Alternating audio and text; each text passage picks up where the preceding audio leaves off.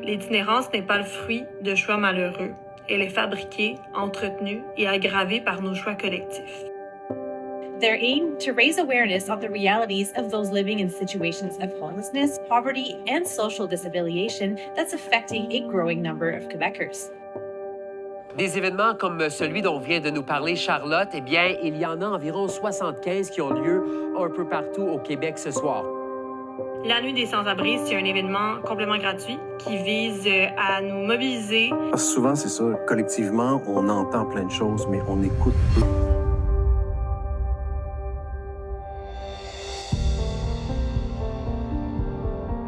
Et pour le dodo, je l'ai fait dans les refuges d'itinérance. Mais après 3 nuits, à la 3e nuit, à 2 heures du matin, il y a des choses qui sont arrivées dans un des refuges. Et là, le lendemain, j'ai commencé à me sentir, je me désorganisais mentalement.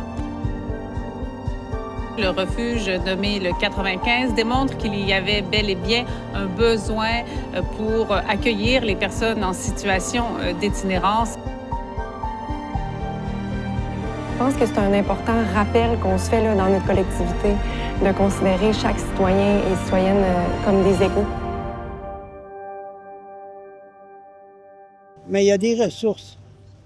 On est des sans-abri, mais quand on veut agir comme il faut, quand on veut sortir vraiment, il y a des organismes.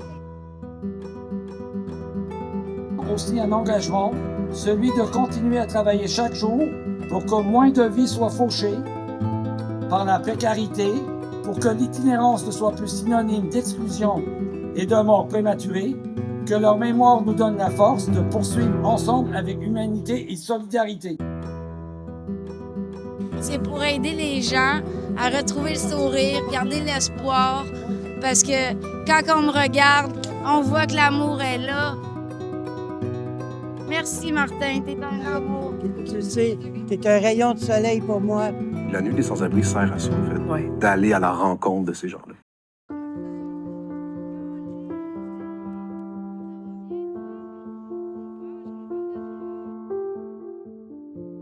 Les gens, des fois, ont peur des personnes en situation d'itinérance parce qu'on les voit. On les voit dans la rue.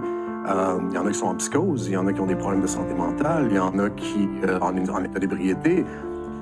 À la fin du stage, quand j'ai arrêté après 5 jours, ça m'a pris 3 semaines pour récupérer mon sommeil. J'étais tellement débalancé. Alors imaginez-vous, moi je suis en santé, pas d'alcool, pas de narcotiques. Et pourtant. Pas de santé mentale. Et pourtant, en 3 jours, imaginez-vous eux, comment ils vivent ça. Fait que, quand t'as rien dans la vie, t'as juste ça. J'ai pas de famille, j'ai pas personne.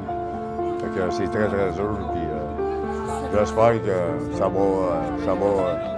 Il y a quelque chose qui va se passer, un miracle va se passer parce que c'est dur ici de vivre au jour le jour comme ça. Des belles soirées, de la Nuit des Sans-Abri, une soirée importante pour conscientiser les gens qui connaissent moins cette réalité-là.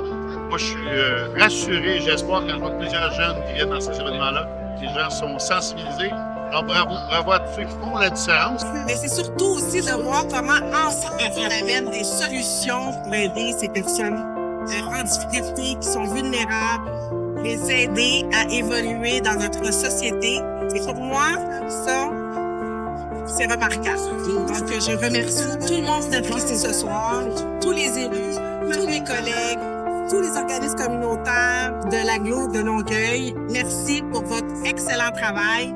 Mais n'importe où dans le monde où tu vois quelqu'un en psychose ou quelqu'un en état d'ébriété, on n'a pas nécessairement envie de les approcher et de jaser avec eux. C'est un peu ça le problème des fois. Mais je me suis toujours relevée. J'ai toujours gardé le sourire. Je respecte puis j'aime tout le monde. Puis je continue comme ça.